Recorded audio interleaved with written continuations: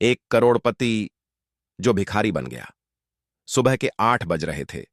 Oberoi industries के बड़े gate के बाहर फुटपाथ पर एक बुजुर्ग भिखारी बैठा था। फटा हुआ कुर्ता, मैली धोती, बिखरे बाल, सामने एक कटोरा और उसके पास कुछ नोट और सिक्के बिखरे पड़े थे। भिखारी गहरी नींद में सो रहा था। पर यह भिखारी कोई आम इंसान नहीं था। ये थे धनराज ओबेरॉय, करोड़ों की कंपनी के मालिक, जो आज खुद अपने कैंडिडेट्स का असली इम्तिहान लेने निकले थे, भिखारी के भेष में। तभी दूर से आई हील की आवाज।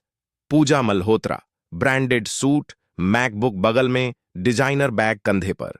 उसकी नजर पड़ी सोते हुए भिखारी पर, फिर नजर पड़ी बिखरे पैसों पर।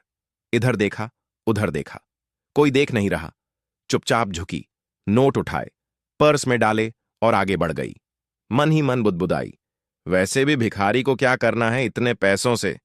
कुछ देर बाद आया Rahul Kapoor, silk tie, premium घड़ी, हाथ में कार कीज। सोते भिखारी को देखा, बिखरे पैसे देखे, मुस्कुराया। फ्री का माल। बिना एक पल रुके पैसे जेब में डाले और सीधा अंदर चला गया। और फिर आया लल्लन यादव, फटी शर्ट, पुराने जूते, हाथ में एक पुराना बैग, भागते हुए। इंटरव्यू के लिए देर हो रही थी। तभी उसकी नजर पड़ी सोते हुए भिखारी पर, फिर नजर पड़ी बिखरे पैसों पर। लल्लन रुक गया, झुका, पैसे उठाए और धीरे से भिखारी को हिलाया। बाबा, बाबा उठो। भिखारी ने आंखें खोलीं। बाबा, आपके पैसे ऐसे ही पड़े हैं, कोई उठा लेगा, संभालो इन्हें। भिखारी ने धीरे से कहा, बेटा, दवाई के लिए पैसे नहीं हैं। लल्लन ने जेब टटोली। मुश्किल से 50 रुपये थे, बस इतने ही थे उसके पास उस दिन।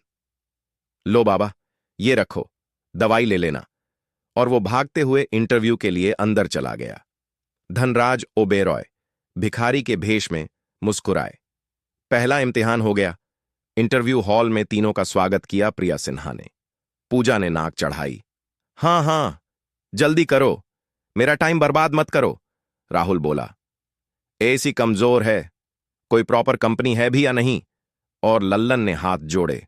नमस्ते दीदी, थोड़ी देर हो गई, माफ करना। कॉफी ब्रेक के दौरान दरवाजे पर एक भूखा आदमी आया। भाई साहब, कुछ खाने को मिलेगा? सुबह से कुछ नहीं खाया। पूजा चिल्लाई, सिक्योरिटी, इसे बाहर निकालो, ये कोई लंगर नहीं है। राहुल बोला, हां भाई, भागो यहां से। लल्लन उठा, अपनी प्लेट उठाई। लो भाई, बैठकर खाओ, भूखे पेट कहां जाओगे। फिर आया आखिरी सवाल। प्रिया ने पूछा, बस एक सवाल, क्या आप खुद को अच्छा इंसान मानते हैं?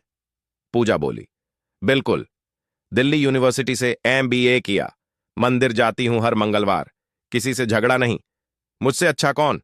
राहुल बोला, CA हूं, IIT बैकग्राउंड है, फैमिली रेप्यूटेड है, ऑब्वियसली अच्छा इंसान हूं। लल्लन ने नजरें झुकाईं, धीरे से बोला, नहीं दीदी, मैं खुद को अच्छा नहीं मानता।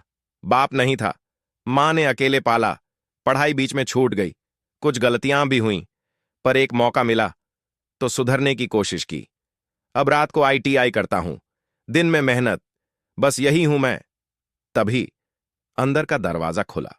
सूट बूट में, कंघी किए बालों में, मुस्कुराते हुए धनराज ओबेरॉय बाहर आए। पूजा और राहुल एक साथ बोले, ये तो वही भिखारी। धनराज ने शांति से कहा, पूजा जी, राहुल जी, आप दोनों बाहर हैं। पहला इम्तिहान, गेट पर मेरे बिखरे पैसे। आपने सोते हुए इंसान के पैसे उठा लिए। दूसरा इम्तिहान, लल्लन से मिलना। आपने उसे इंसान नहीं समझा। तीसरा इम्तिहान, भूखे आदमी को खाना। आपने दुत्कारा। चौथा इम्तिहान, अच्छे इंसान का मतलब आपने डिग्री और मंदिर बताया। क्वालिफिकेशन काम की है, पर मुझे मैनेजर नहीं, इंसान चाहिए। फिर वो मुड़े लल्लन की तरफ। लल्लन यादव, तुम हमारी कंपनी के नए मैनेजर हो। लल्लन हक्का बक्का रह गया। सर, वो 50 रुपये जो मैंने दिए थे, वो आपके ही थे क्या? धनराज हंसे। नहीं लल्लन, वो तुम्हारे थे और तुमने किसी जरूरतमंद को दे दिए। यही तो असली दौलत है। लल्लन ने पूजा और राहुल की तरफ देखा। सर, इन्हें भी एक मौका दीजिए, गलती सबसे होती है। धनराज की आंखें भर आईं। यही फर्क है लल्लन, मैनेजर बनते ही पहला काम माफी का किया। दोस्तों, लल्लन के पास न डिग्री थी, न बैकग्राउंड, न कनेक्शंस, पर उसके पास था एक साफ दिल और शायद यही सबसे बड़ी क्वालिफिकेशन है इस दुनिया में। अगर इस कहानी ने आपके दिल को छुआ हो तो एक छोटा सा काम करें, चैनल को सब्सक्राइब करें, क्योंकि यहां हर रोज ऐसी कहानियां आती हैं जो आपको याद दिलाती हैं कि इंसान होना सबसे बड़ी ताकत है।